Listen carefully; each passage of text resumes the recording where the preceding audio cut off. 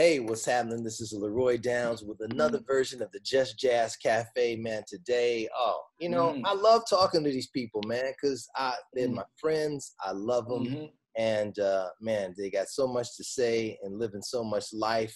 This mhm, brother, man, you talking mm. about that lower register. Boom, boom, boom, boom, boom. Brother Reuben Rogers, what's going on, baby? What's up, Leroy? What's Oh, up, brother?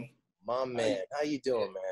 yo, that's a that's a That's a big that's a question, huh? broad question that could be answered with a even broader answer, right? Well, let's let's Uh, let's explore all the avenues to what it really means, man. We're talking about, mhm, you know, musicians and mm, jazz and all of the things that we love, man, coming to a halt, no doubt, and no doubt. nothing that we ever would have expected in our lifetime, man. But Uh-huh. tell hmm me how you dealing, bro.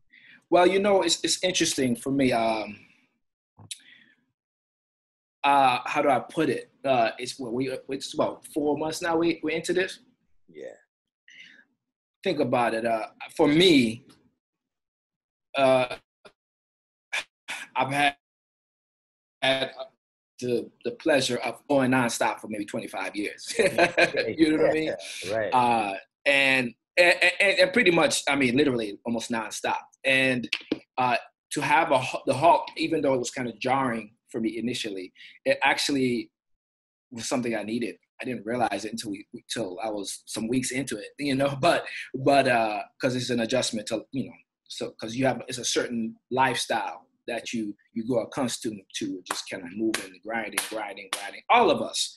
But I mean, at least for me, it was definitely, it was something that my body kind of like was like, whoa, yeah, this is different after 25 years, and yeah, we like this. you Yeah. know Yeah. so I say definitely initially it was great. I mean, of course I had to go into a whole nother lifestyle and or way of life, because when I was out in California, and I have a 9-year-old, and I became a daddy.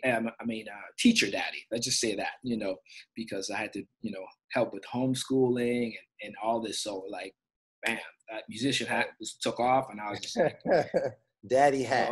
oh man, it was rough. It was rough the last couple. It was something else. Not to have a creative outlet that you're so used to doing all this time, and then have to like really like try to stare this little one that you love with all your heart, a certain kind of way, emotionally, academically, everything, So, and in a nutshell, it was a halt to that to my professional life, and I was around my daughter for the first time for 3 months. I had never been around her that long, you know what I mean, Right. ever. And she's 9 years old, which is crazy, but it's the truth, Yeah.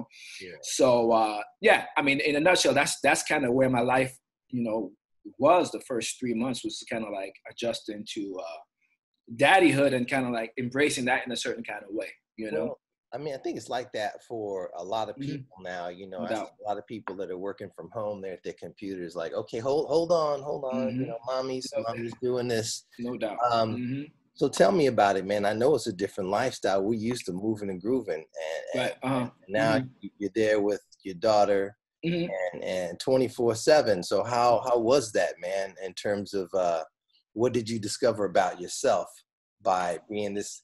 It's like they snatched our creativity from us, and now we have No to doubt. kind of become this other person that we haven't really ever been. Exactly. I mean, as I said, it was really, really tough. As I said, the first month. But then I realized for myself, I needed to stop, pouting and be like, "Whoa, life is so tough, life is so rough, and be like, you know what? Once we all realize that, oh, this is gonna happen for a minute. This is gonna be a minute. It's not gonna be back to touring in July or something like that. It was Right, like, oh right. shoot. It was like, oh shoot. I had to sit back and start to uh, I needed to put my energy somewhere else, since, actually what's funny, the first month, even though I was going through this change, personal change, trying to navigate, being a teacher, being a daddy, a full-time daddy almost, actually was really productive the first month, right? Because I thought for myself, I thought, boy, this is going to be only for a short time. Let's use this time off now that you've never had. Get it in, be bowling and doing all kinds of stuff that, you know, I had a list of things already ready to go that I always was like, I'm going to get to that. I'm going to get to that when I have some time off. I'm like, oh, shoot. Here it is. There it is. I'm like, I'm like, I got a little regiment. I'm dealing with her. Okay, she cool for a couple months. Let me go and do me now. Right. You know, I'm like that, you know. And I think as that time went on, like the first month, I was like, shoot, don't. Whoa. It hit like, oh, we gonna be here for a while. So, okay. You ease off the gas just a little bit. I'm sure maybe you've heard this from other musicians or not. I'm not sure. You ease off the gas a little bit. But for me, what I realized also was I said you had to change your way of thinking, and I always wanted to be better at cooking. You know what I mean? Yeah. As a matter of fact, I rarely cooked in the past few years, period. You know what I mean? Because I could never be home, could never keep groceries. Right. You know, wherever I went, person always, you know, cook better or I get just take out. So you know what, Laura, I turned my energies towards the stove, really. So man, you like now, right? Well, that's great, man. I mean, I know it's a common trend. I've heard many people say this, but I mean, I'm talking about from like 0 to like 100, like in 3 months. You know what I mean? Start the show, you should be like, this is Chef Renwick, and I'm here to cook for you today.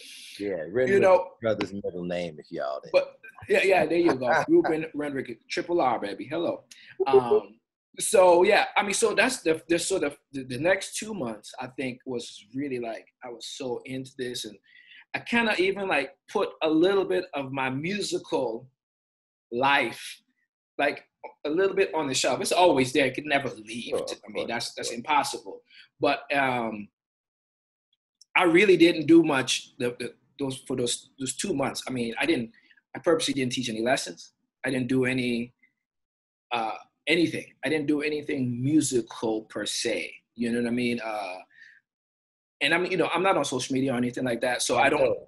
You know, so like, I didn't have that pull to be like, yo, you should be doing this or whatever, you know? So I think, so that really gave me like a serious exit from, as I said, from what I've been doing the past 25 years, which was interesting and good for me, I think also, you know?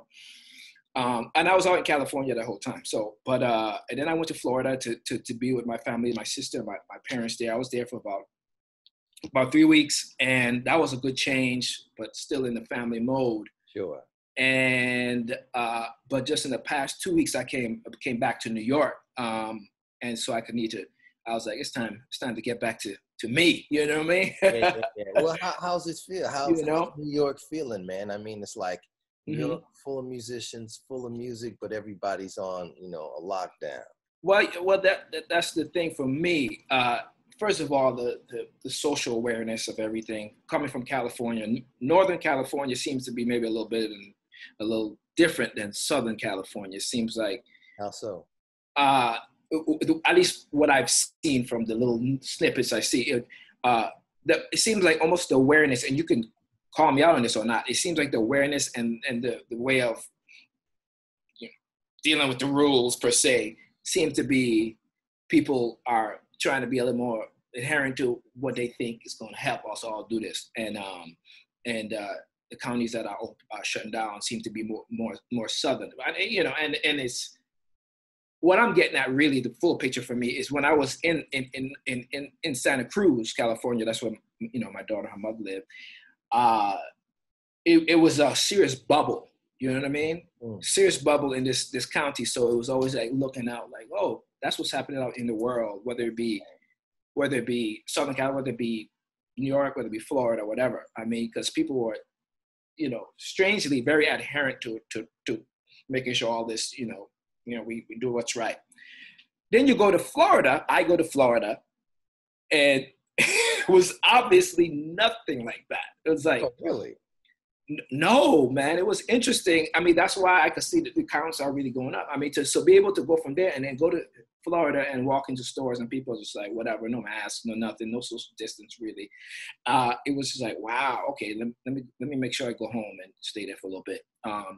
So coming here to New York, it's kind of like, it's an opposite of all of it, almost like everyone, I think because it was the epicenter for a minute, Hotbed, man. you know, that people kind of, you know, straightened up like quickly, you know what I mean? And it was like, so the kind of the adherence and the awareness of what's going on and trying the best to help each other, you could feel that in the air. And you know, just walking on the streets, just going to grocery stores, everybody's kind of like, yo, this is, you know, all this social, this, everything is messed up. But whatever you think is, whether, you know, because there's always some schools of thought, you know, we shouldn't be doing it.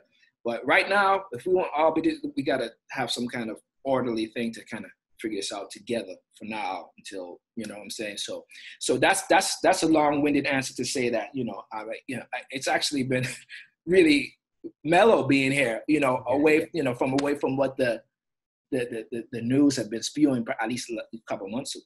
You know, news is constantly spewing. But New Yorkers, man, it's like a different thing when tragedy hits, man. They have a way of every day, like, you know, doing their own thing and maybe not talking to you on the street or whatever. But when something happens, boom, you know, everybody kind of comes together and they reach back inside for that love. You know? No doubt. That's true. Well, let's talk about the love for this music, man. I mean, so many years of playing. I mean, what is it like to actually, that 25 years living out of a suitcase and rolling? You know, regular folks don't know how you pack. You going in cold weather, you come into hot weather, man. Are you no doubt. buying clothes and leaving in closets all over the world, or what? Right, no doubt. I mean, are you asking what that lifestyle is like, or what is it like to have to just stop and not do that? I want to know what it's like. You know, most people don't know what it's like to roll constantly every day at the airport, 4 a.m. wake-up calls, 7 o'clock flight, you know, sleeping on the plane, getting to rehearsal and the gig. You know what? It's something, actually, this is a great question. I don't think I've ever been directly asked this question, because it becomes a lifestyle, right? Sure. It becomes a lifestyle, something you grow accustomed to. And a lot of people say, I don't know how you do it. I'll be like, I don't know how I don't do it. You know what I mean? So, but also, you know, I mean, I was, you know, for a lot of people who know me, I'm a serious frequent flyer geek. I, you know, have, you know, status on all the airlines and all this nonsense, and always kept up with all that, because I figure, you know, as Diane Reeves always says, you know, you don't pay us to play, you pay us to travel, right? You know what I mean? So I became an expert at navigating hotels, navigating all that, you know, so I could have the right cards, credit cards and all that to give me perks, get into the lounges and all that. So, you know, what's weird is that not having to navigate that and keep up on that so I can have a better, you know, travel experience has been interesting the past few months, because that was like a weekly thing to make sure everything's cool and, you know, organize my thing a certain way so that I could keep my statuses. And because, you know, I want to go to Houston, make sure I go to the American Express Lounge or go this and this, you know, I mean, that kind of thing. But, you know, ultimately, it was a privilege. It was a privilege. It's going to be a privilege whenever this happens again, because I strongly believe, you know, we're going to be able to get to some kind of momentum after all this is done and still, you know, do this music. It may look a lot different, but it's going to have some kind of momentum for us to play this music. But I know it was a privilege for me in general to be able to travel the world from, I mean, I'm 45 now, and I've been on the road since I was, as I said, about 19 maybe. And as I said, it's a lifestyle. You don't know what it is to stay in place 1 week. You know, a lot of my compadres. It's funny. I was talking to separate times. You know, some of my best friends, Aaron Goldberg and Eric Harlan. Just maybe when we first month, we all were kind of in this, and we all separately agreed on, like, wow, didn't realize I needed this break. My mind and my body like needed this break. And all of us shared the same kind of like, wow, I'm so used to, like, yeah, I'm only home for 3 days, then I got to go do this. Or even coming to New York, usually I would come to New York, and even if I had a day or two, of like break or whatever, it was always, you hustling, trying to, make sure you pay this bill, or you pick up some mail, or you take some stuff to dry cleaners. I mean, you have this small amount of time until you maybe have to go to a recording session, or until you have to go play at the Vanguard or wherever, you know what I mean? And then as soon as that's over, the next thing's coming. You got to get on a plane and, go to Europe or whatever. I mean, that was then. This is now. Well, most folks think that all that traveling, is glorious, man. You in Rome, one day, and the next day you're in Italy and wherever. But the thing about it is, it's like that's the work, man. In terms of your instrument, man, you have one of the largest instruments, to take care of, man. Are you using other basses when you travel, or are you taking your baby with you? Actually, it's funny. I feel like I was one of the last Mohicans to travel with his bass. I mean, I just recently stopped traveling on my bass on a consistent basis. Maybe I'd say 2 years ago, 3 years ago, maybe 2.5 years ago. Maybe more, maybe 3 years ago, 2.5.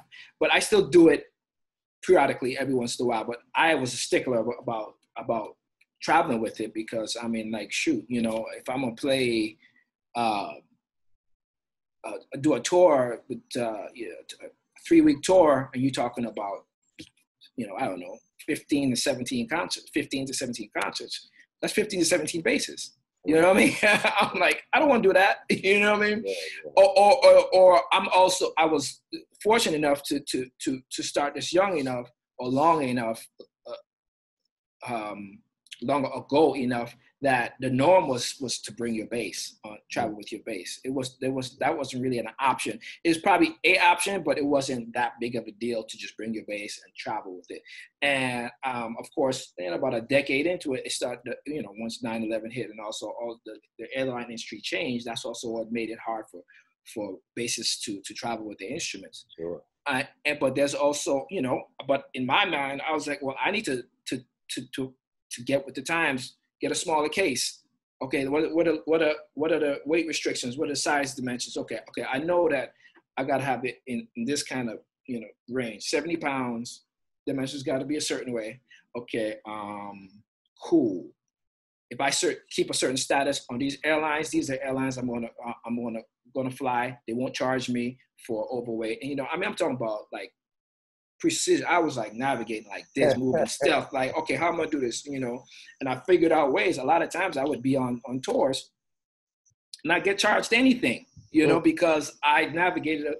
I got my stuff a certain way, so there was certain weight, certain bass, certain way, detachable necks we started doing, everything, so that I could continue to take my instrument, because I know I sound the best. Sure. Play my own instrument, and that's my life. You know what I mean?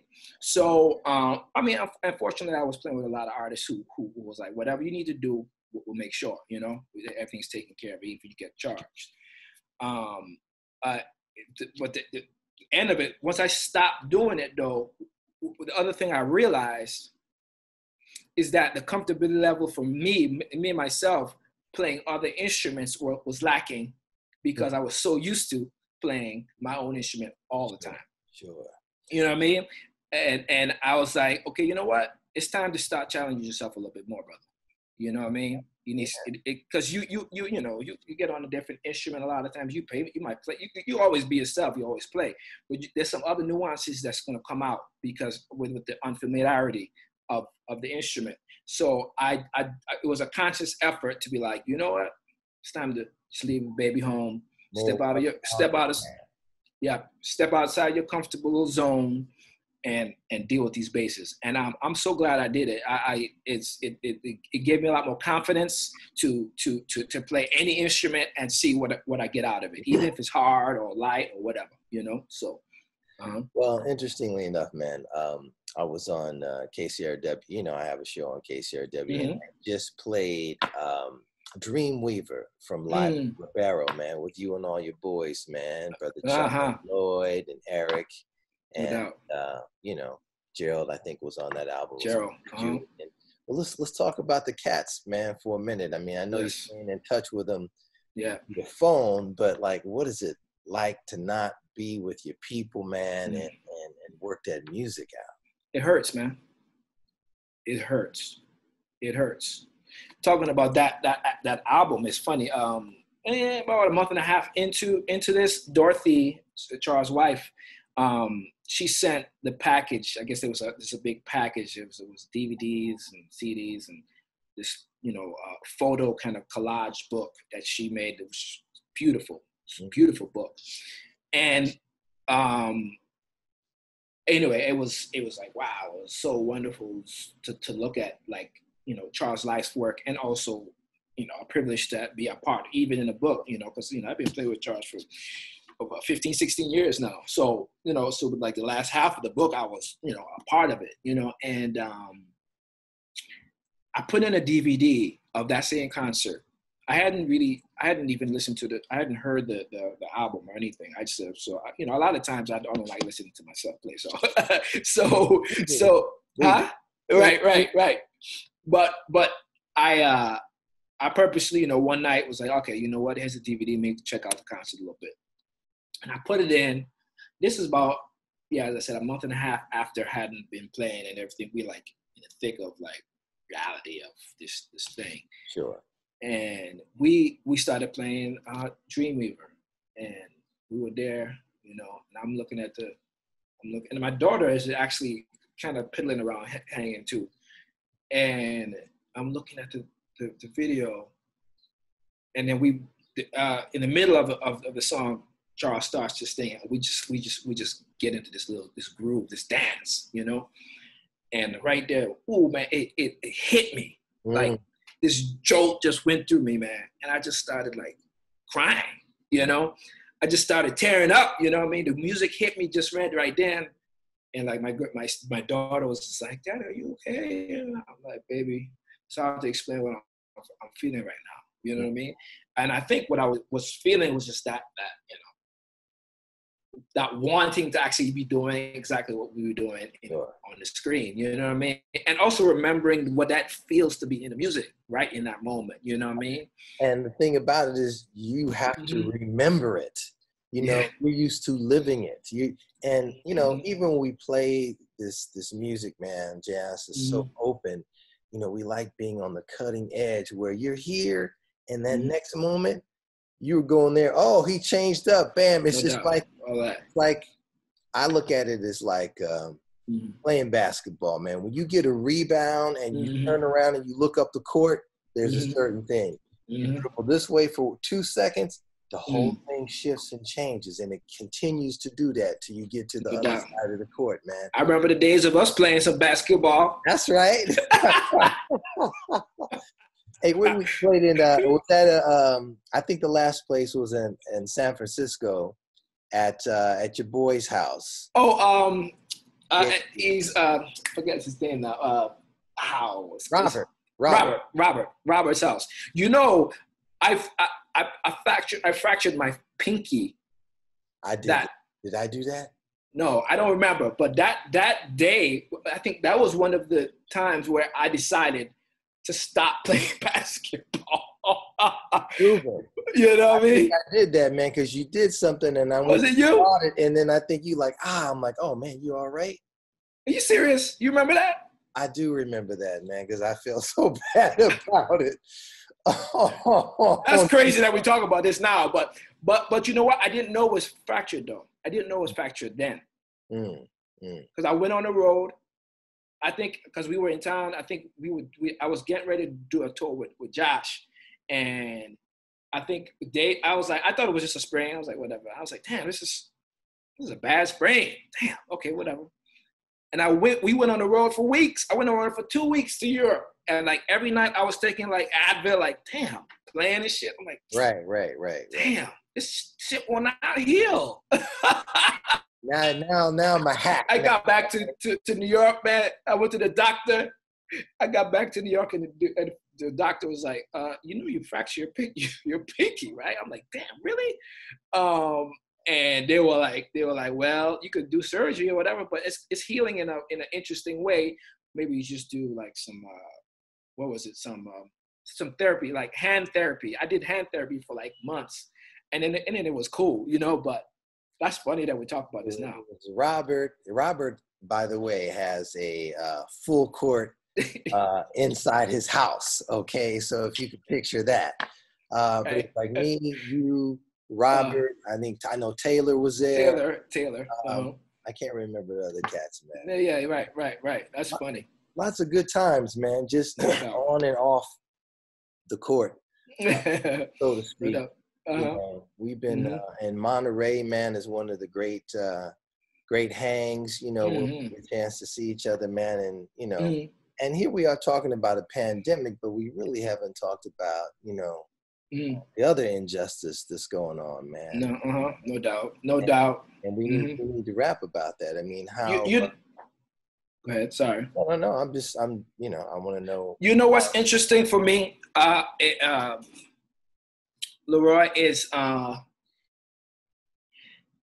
it's knowing, being aware of all that's been going on and whatever. And I've had this conversation many times with brothers and sisters and, you know, Caucasian and Indian. I mean, like a good host of people over the past few years, actually. And I also got to bring my story to it, which is interesting and surprising to a lot of people. Is that because I grew up in the Virgin Islands, right? I grew up on an island, Yes, I grew up in St. Thomas, predominantly Black, and so I did, you know, probably most of the people not of color were like tourists, whatever.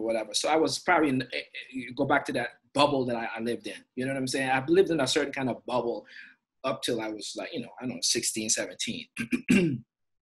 So my experience with the, I guess, what you say, racism or prejudice was almost non-existent because I was in that bubble. You know what I mean? And let me go back. A lot of this also, I started to think about a lot of this was a conversation I had with me and my brother, Jason Moran. We were riding in a which I know you've had on the cafe already. This cat. This cat. I thought I'd be a little surprise for you, man. What's up? What's going on, man? What's up, man? You know, I had to follow through. He was like, yo, going down with Rube. I was like, this cat, man. Look at this. Look at that beard. What's up, man? You, bro, you done took it to the maximum. Oh, man, come on, man. You got to, you know, I want all the photos to remind me that this period happened. Oh, man, you know? That's some funny stuff. But hey, see, I'm about to get deep, and you done brought him in now. No. Get deep, man. Dude was about to get deep, man. We talking about what was funny, I'm sure you'll be able to have some insight on it because since he dealt with it down there too, is so Jason and me was riding this cabin in Germany, and it was around the time where I guess some stuff was going down in Houston with the police. I can't remember exactly, but it was obviously some Black Lives Matter kind of thing. This is maybe 4 or 5 years ago, and the cab driver, who was maybe, it seemed like he was from Indian descent of some sort. I wasn't sure, but he lived in Germany for a long time. And he's like, look, he heard us talking. He was like, so y'all sound like American boys. So I have a question for y'all. Is everything we're hearing on the news, is that real? Is that real? Is it like basically that much, you know, negativity and racism and prejudice against Black men, like they're saying, you know? And it was interesting. I mean, Jason jumped on it. You know, Jason was like, yes. And this, boom, boom. I mean, it was a really mellow and like enlightening conversation.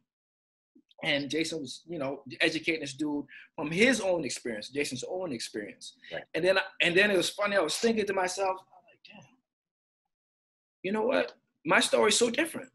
You know what I mean? Mainly because of how I was growing up. So if I fast forward and I went to Boston, people would always tell me, you know, I lived there for 7 years when I went to Berkeley and after. And people would always tell me, like, you live in one of the most prejudiced cities in the world. How is that? And I was like, huh? Right. Like, what? You know, Right. I had a good time in Boston. Yeah, right. You know what I mean? You're around musicians, man, and you're around creativity. So what I'm getting at is that, you know, some of it was more like there was probably some prejudice, you know, prejudice and different things that were happening around me. But one, maybe I just didn't know what it looked like. I didn't know what it felt like. You know what I mean? And because I never really, it was never embraced by, you know, growing up. Yeah. And two, because of what you just said, I was so focused on music and you know, chasing after tail or whatever. You know what I mean? I was like so focused on everything else but that, you know what I mean? Not just, and it could probably be right here. And I'd be like, yeah, you know what I mean? And I think I lived my life like that.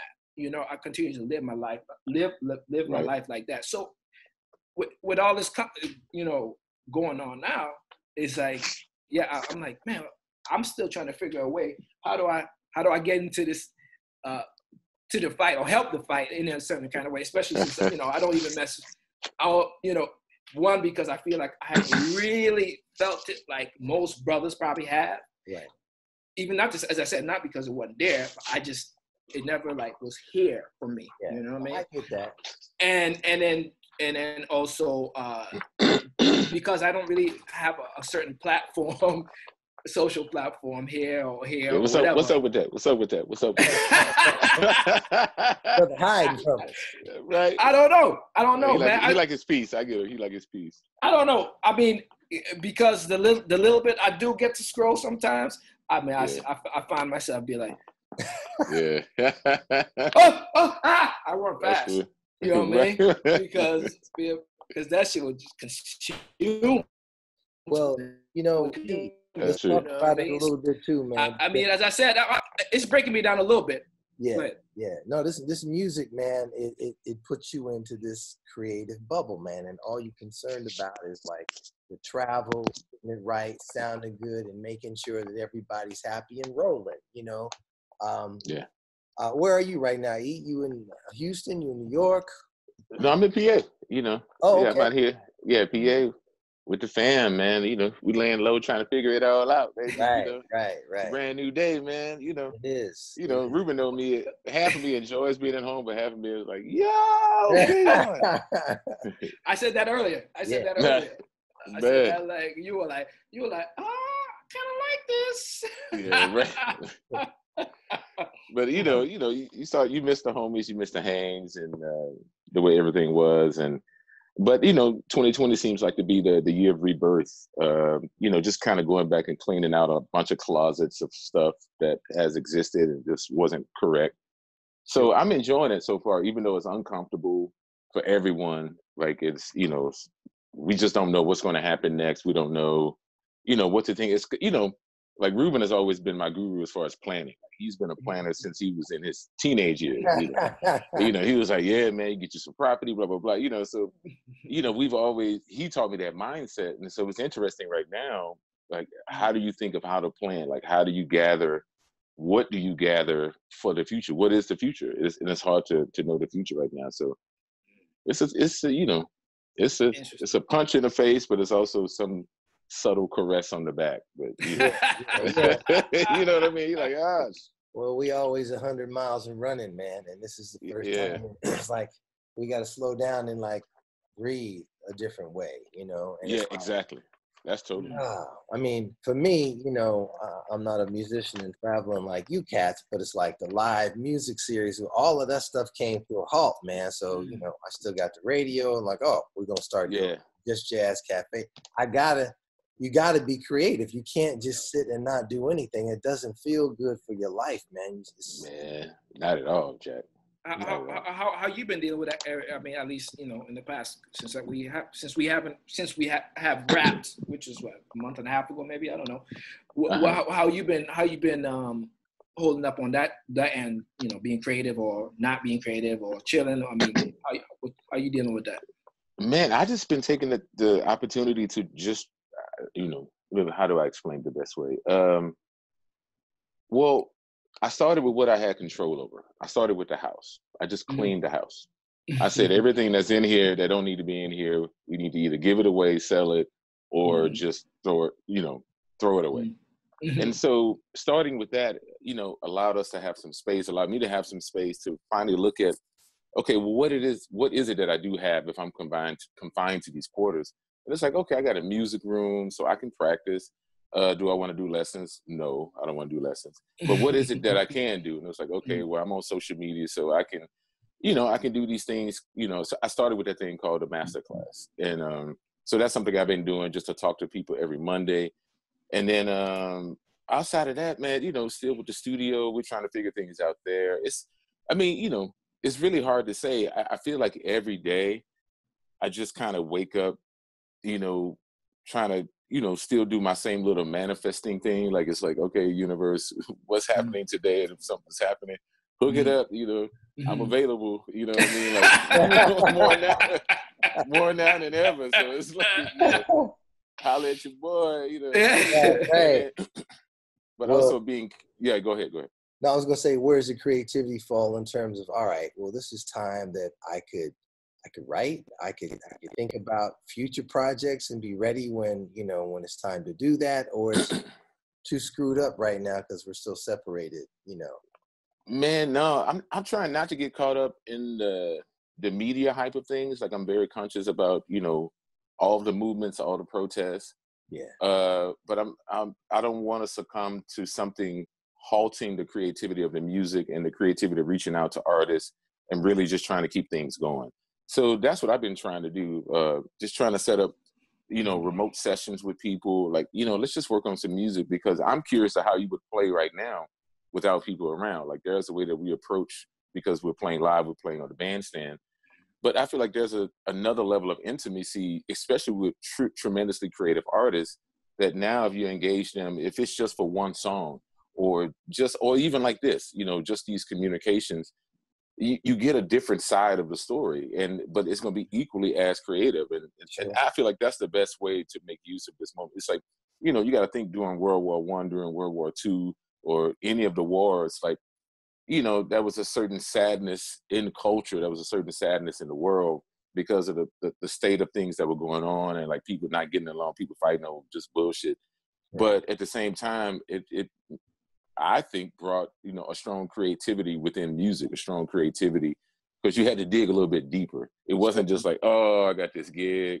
You know how we are. We complain by nature. So even though you got a good gig and you're going on the road, it's like, oh, man. I gotta get my passport renewed.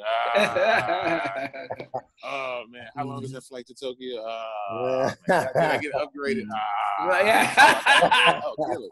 It's like, I didn't get enough miles this year. Right. So it's like, we don't complain no matter how killing life is. So now that it's not as killing as we know it to be, I think we are diving deeper into our emotional wheelhouse and just trying to see what's really going on. So, yeah. I mean, ultimately, I think it kind of touching on what he said is like, it's got to organically come too. I feel. Yeah. I was feeling at first, as I was saying, like the first month, I was like, yeah, I'm gonna do this, I'm gonna do that. Yeah, I'm catching, getting on my Logic, finally on Logic. But then I was feeling, some of it was feeling a little forced at the same time. You know what I mean? And then I pulled back a little bit, just because I'm lazy also, but I pulled back also. I pulled back, and that felt better. That felt organic. You know what I mean? I felt organic to just like, actually, as I said earlier, Leroy, to just not even, I mean, I was practicing every few days still, but like not having any contact or any momentum in music, like since, at all. And that felt okay. That felt right. Before, I would have lost my mind. I've been like, oh man, I got it. What's it? Right. But what's funny though, since I've been here the past 2 weeks, I did have like this moment, like a good 2 days of like, like looking at the bass in the corner, like,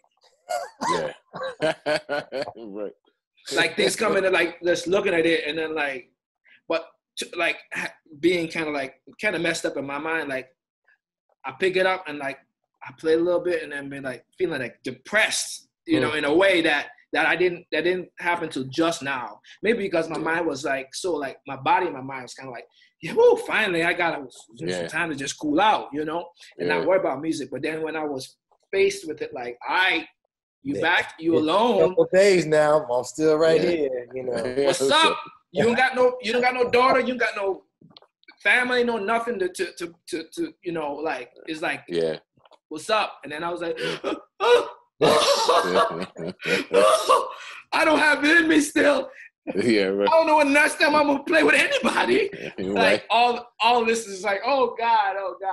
And see, here's the other thing too, is like you don't want to get caught also like this thing is behind us and you ain't put no work in. Right. You know what I mean? But you got equity though. You got equity though. You got equity though. You know what I mean? Like you played so much amazing music, man. So much bass. I mean, dude, it's still taking cats, you know, the rest of their lives to catch up to that. So it's like, you know what I mean? It might be a time. Like I'm taking it as a time to like just find random interests. It's like, okay, you know, it's just, I'm like a kid. I don't know what it is I'm going to like. All this stuff is brand new. And then that's the thing. You already know how to play the bass, but that's in a way that's smart. You're looking at the bass like, okay, I want to be ready for the future. But if the future doesn't, include this bass right now as making a living, then maybe that's why I'm not into it. Like, and so you've always been that way, man. You know, you tap into something and, maybe unbeknownst in the moment, but it always pans out in a way that keeps you ahead of the game. And that's what's so killer. Yeah. I wouldn't dismiss that, man. I've been around you long enough. I was like, shit. Well, creativity is a trip, man, because it is. For me, and you mentioned the word lazy. I mean, you haven't even had an opportunity. Right. 30, 30 years. Yeah. But now that you have it, there's a short amount of time where you're like, okay, cool, let me get some of this. But for me, I get scared when I get too much time. Yeah. Like, hey man, I'm in bed. It's like 11. I haven't gotten up yet. I'm like, this isn't me. I start worrying that like I need to get back on I need to do something. I didn't do anything yesterday, So that worries me. I don't want to sit around and 2 days went by. I'm like, I had to force myself to get up and go do something on the third day. I can't sit here and become regular, So it's a little fear. Man. Yeah, but I'm learning to forgive myself. Thanks for that. I mean, I'm learning like, okay, it's gonna be good. It's gonna be good. It's gonna be all right. Woo! Wow. Yeah, right. Well, it feels good talking to you, brothers. Though it feels good. That feels good. Man. Mm-hmm. Yeah, we need this. And it's one of the reasons why I'm like, look, let's switch to just, let's talk about it. And these times are so rough, man. I mean, especially with all this Black Lives Matter going on, that's been going on for our entire lives. It's just now we got technology, so it's really being called out, How's it affecting you in your general area, E, over there, man? Out here it's pretty quiet actually. Because it's the country, it's farmers, nobody's really trying to congregate or anything like that. I mean, we've had a few protests in the neighboring kind of more major cities, which one is like Pottsville. So that's one of the bigger towns. So people have done some protests there. And then of course, Philly, which is about an hour away, Philly has been the hot spot. Outside of that though, because of the community I live in, is where Muhammad Ali's training camp is. So, Muhammad Ali for years, he was coming out here and had his grandma cooking for everyone. So that's always, it's been an appreciation for Black culture out here already. Even though, there's still racism, but it's still like a quiet racism. Like it's not that they're against Black people. They're just kind of like neutral. They're like, well, I'm against anybody that comes on my land and try to steal something from me. It's like basically, exactly. So it's like, it could be called racism, but it could also just be called, look, I'm just trying to protect what I have. So, I haven't seen it as blatant, but I know it exists because my kids were experiencing it at school. But that could just be the school thing. You know what I mean? Like, we've all experienced some level of racism in school. I mean, I experienced racism when I went to Manhattan School of Music in New York. And a lot of it just had to do with just, I was Black and the opposer just happened to be white. And I'm not necessarily sure that he or she was against me because I was Black, or just because maybe I just wasn't the type of character that they preferred in their class, or, you know what I mean? Like, you just never know. And so that's why I agree with Reuben. We went through this life, and it's hard. It's always been kind of hard unless it was truly blatant. I remember me and Jason talked about this one blatant time where it was absolute racism, where we went to this record shop down in Houston, me, him, and Mark Simmons, who Reuben knows, and there was another one of Jason's brother named Ty. And we went into this record shop, we were excited about any new vinyl or whatever that was coming out during that time. We were young. We were trying to just check out some stuff and see.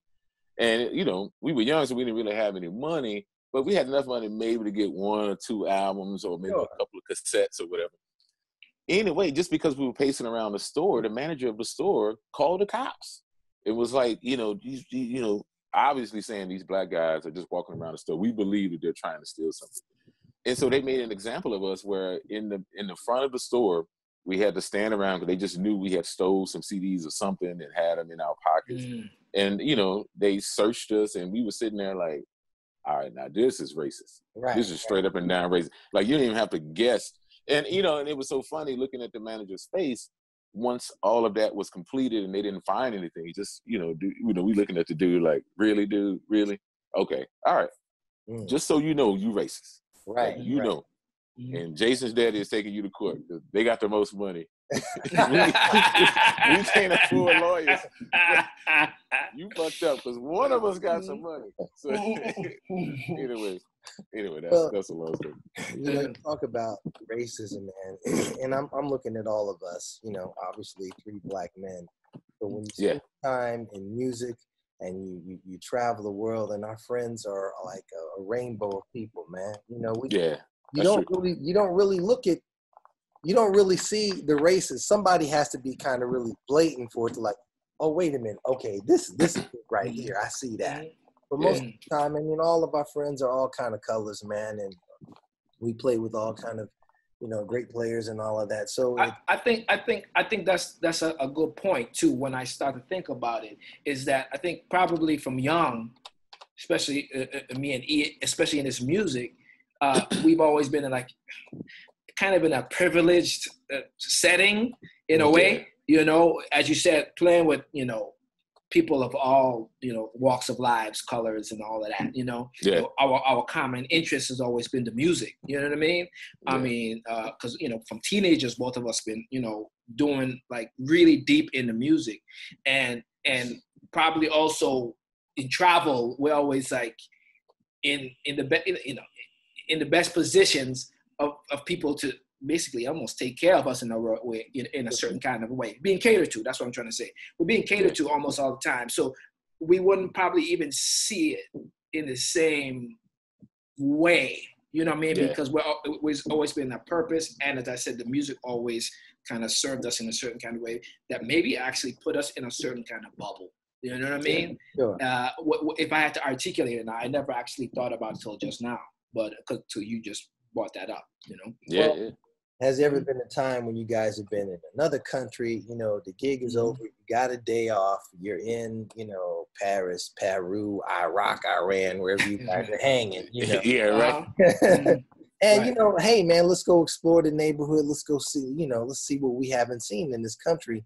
And then has there been love? Because people don't necessarily know you're musicians. Have people not paid attention to you at all? Or have you seen that?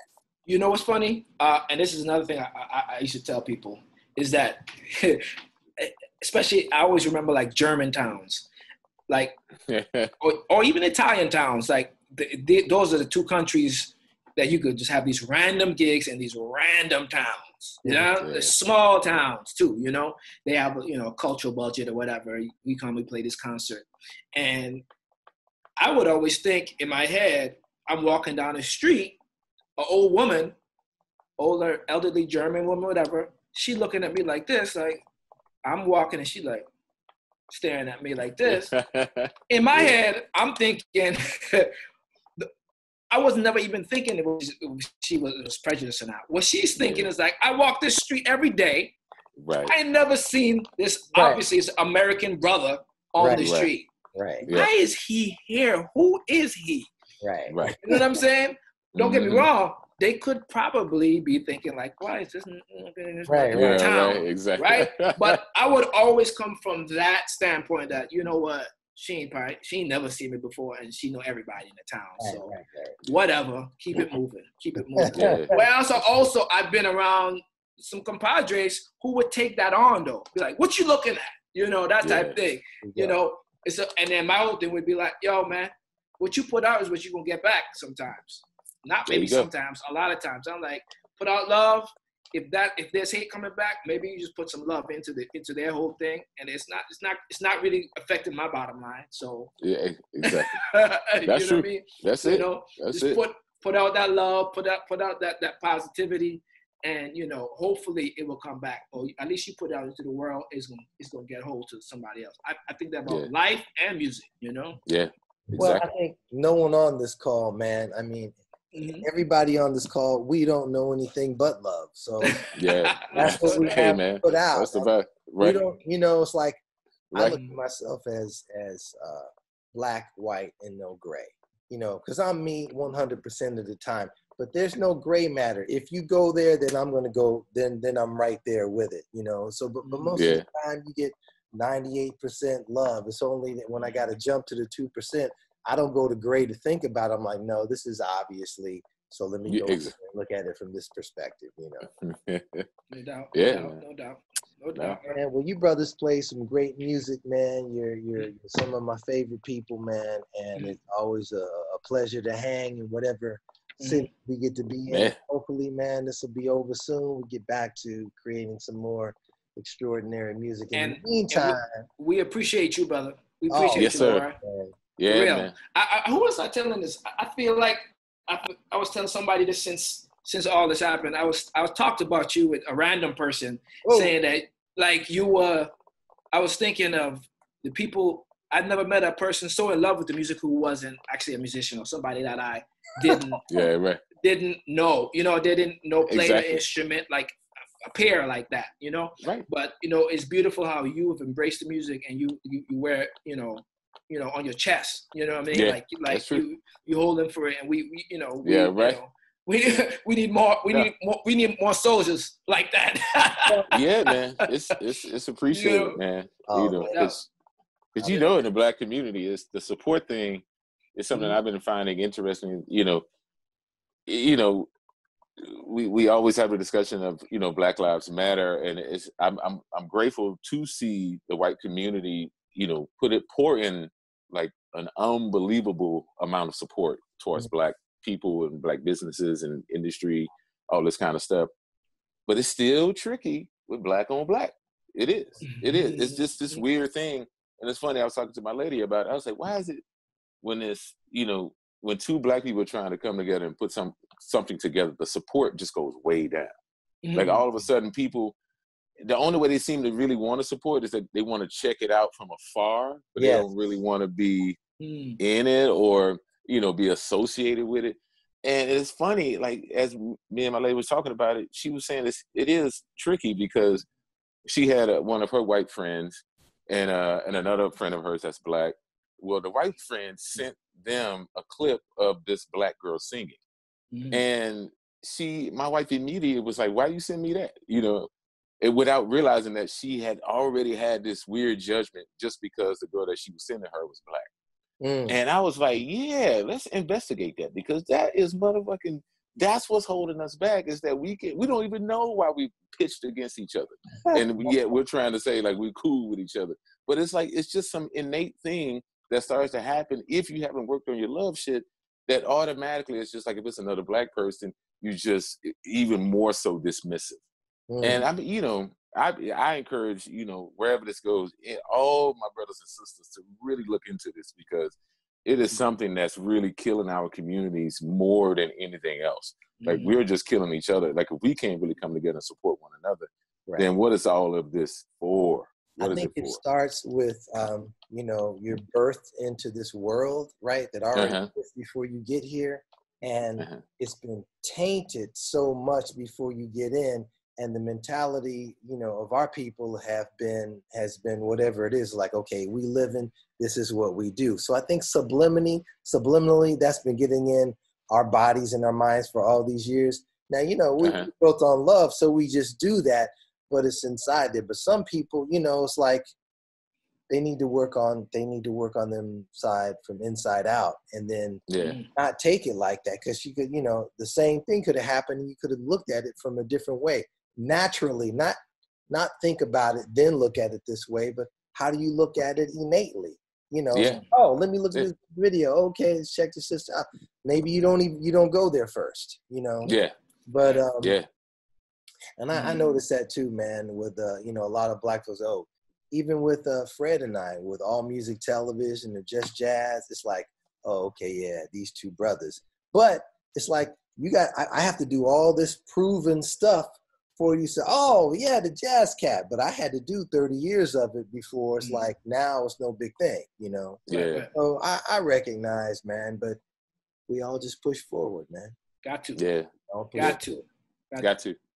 And you cats, man, I appreciate the most, man. I mean, look, hey, man. I know the musician circle is tight. You know, I feel honored and blessed that I could, you know, be in and have all these cats as friends. And it's my job to support you guys in the way that, you know, I may not be able to be on the stage playing with you, but I'm going to support you. I'm going to interview you. We're going to play it on the radio. We're going to do this over here. We're going to create this over here. We're going to do things to make sure that it's out there in front of folks, man. Right?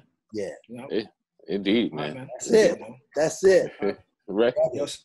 Appreciate all you cats. This has been another beautiful version of the Just Jazz Cafe. Reuben Rogers. Down below, Brother Eric Harlan with the Zoom bomb. That's what I'm talking about. Special guest. Yes. Hey, you know, I was like, oh my goodness, I saw the text. I was like, oh yeah. Love you, brother. That's love you too, man. Come on. Love you. You already take care, man. All right, brother. That's it for another version of the Just Jazz Cafe. Thanks for tuning in with two beautiful brothers from the music industry, man, of jazz. And it goes way beyond that, man. These are beautiful baby. From the beginning, inside out. And it's just an honor and a pleasure to know. So thank you both, man. And we'll check you guys out on the next. All right. Cool. Peace. All right. Peace. Peace. Yo.